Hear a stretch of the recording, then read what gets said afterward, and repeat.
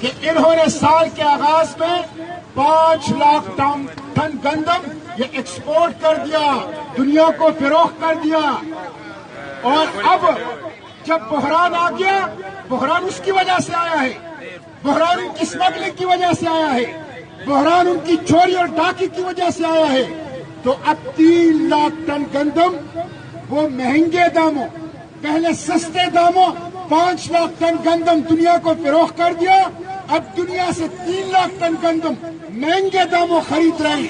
کون ادا کرے گا؟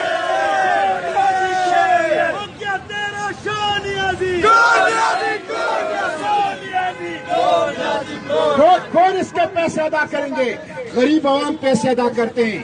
میں وزیر اعظم سے پوچھتا ہوں، وزیر اعظم صاحب کہتے ہیں گھبرانا نہیں، گھبرانا نہیں۔ میں پوچھتا ہوں اب یہ کل پرسوں ٹی وی پہ آئے گا اور کہے گا کہ گھبرانا نہیں، آٹا اب سیشے پیک میں دستیاب ہے، سیشے پیک میں۔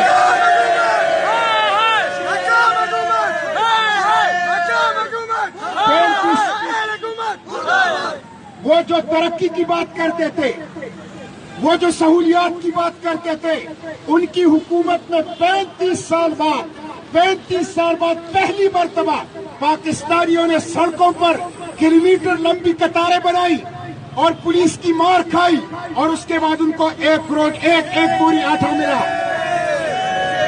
35 سال میں پہلی مرتبہ قطاروں کے اندر کھڑے ہو کر پاکستانیوں نے آٹا وصول کیا۔ وزیر اعظم صاحب کہتے ہیں کہ جب حکمران چوری کرتے ہیں تو مہنگائی آتی ہے۔